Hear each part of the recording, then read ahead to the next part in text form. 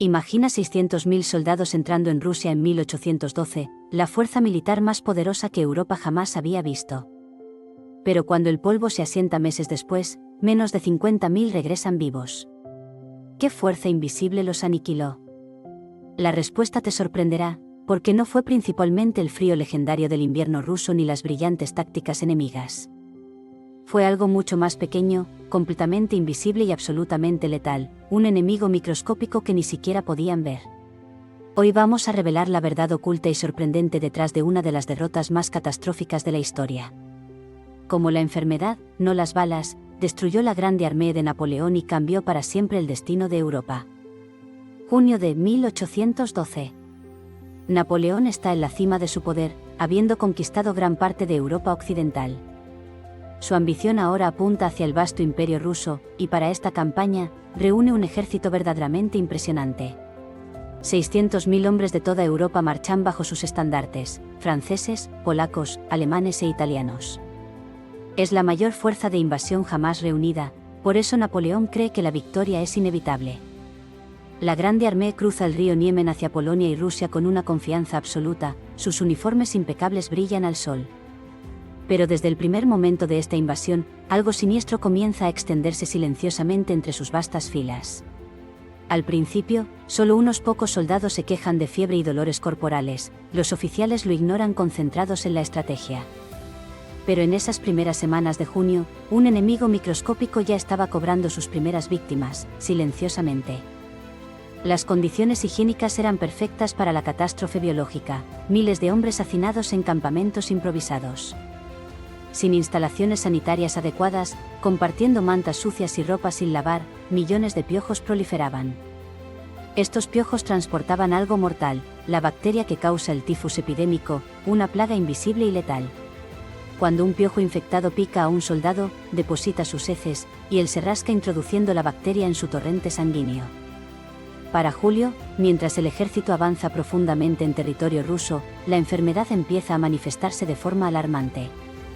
Los soldados desarrollan fiebres altísimas que los dejan delirantes, erupciones cutáneas cubren sus cuerpos con extrema debilidad. Los médicos del ejército están completamente desconcertados, no entienden qué está causando esta plaga que se extiende tan rápido. Lo más aterrador es que no tienen ningún tratamiento efectivo, los soldados simplemente caen, uno tras otro, sin esperanza. Las cifras son aterradoras. Cada día, cientos de soldados quedan demasiado enfermos para continuar la marcha y son abandonados.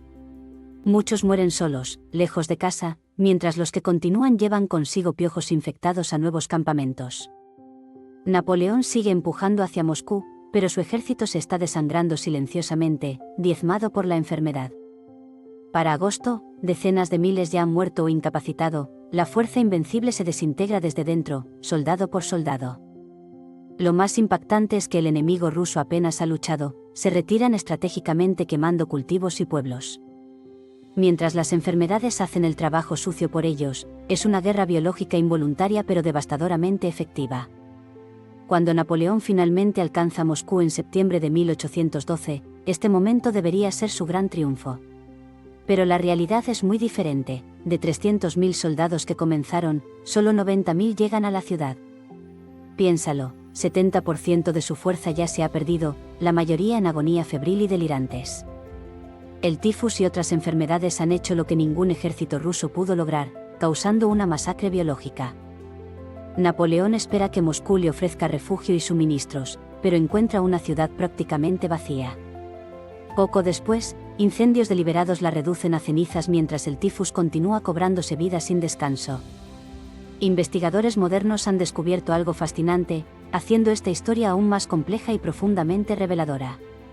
Usando ADN antiguo extraído de dientes de soldados, científicos identificaron no solo tifus, sino múltiples enfermedades mortales. Fiebre paratifoidea, transmitida por agua contaminada, fiebre recurrente, propagada por piojos, además disentería descontrolada. Estos patógenos trabajaban en conjunto, atacando hombres debilitados por hambre, fatiga y el frío del otoño avanzado. En octubre, Napoleón toma la decisión fatídica de retirarse de Moscú, enfrentando un escenario de pesadilla. Un ejército gravemente enfermo y debilitado debe recorrer cientos de kilómetros a través de territorio hostil, con el invierno acercándose. La retirada se convierte en un horror indescriptible, los soldados enfermos luchan por avanzar en la nieve y el hielo. Sus cuerpos devastados por semanas de fiebre, muchos simplemente se desploman en el camino congelado, demasiado débiles. La historia popular enfoca el invierno brutal como el asesino principal. Y sí, el frío fue letal para todos. Pero la verdad médica es más matizada, la mayoría ya estaba condenada mucho antes de la primera nevada seria. Sus sistemas inmunológicos estaban destrozados por infecciones bacterianas múltiples, sin reservas para combatir el frío extremo. El invierno simplemente aceleró lo inevitable, rematando a hombres que ya eran cadáveres ambulantes, marcando su destino final. Los piojos, increíblemente, prosperaban incluso en estas condiciones heladas, refugiándose en capas de ropa sucia. Manteniendo el calor corporal justo suficiente para sobrevivir, seguían transmitiendo enfermedades mortales sin cesar a otros. Cuando los restos de la Grande Armée cruzan de vuelta el Niemen en diciembre, la escena es apocalíptica. Menos de 50.000 hombres logran escapar de Rusia, de 600.000, solo 1 de cada 12 sobrevive. Investigaciones históricas y médicas coinciden, la gran mayoría murió por enfermedad, no por combate directo. El tifus epidémico fue el asesino principal, aunque otras infecciones también jugaron papeles cruciales en esta masacre biológica. Piensa en la cruel ironía de todo esto. Napoleón, el genio militar, fue derrotado no por generales rusos, sino por organismos microscópicos que ni siquiera sabía que existían, enemigos que no podía ver, luchar ni conquistar. Esta catástrofe cambió el curso de la historia europea. El poder de Napoleón nunca se recuperó completamente después. Todo porque ignoró algo fundamental: la higiene y las condiciones sanitarias son tan importantes como la estrategia militar. La lección médica resonó. Ejércitos posteriores entendieron que piojos y agua contaminada destruían fuerzas eficientemente. El hacinamiento insalubre podía destruir ejércitos más eficientemente que artillería. La campaña de Rusia fue un estudio de caso. La próxima vez que escuches sobre la desastrosa invasión de Napoleón a Rusia, recuerda, no fue solo el invierno.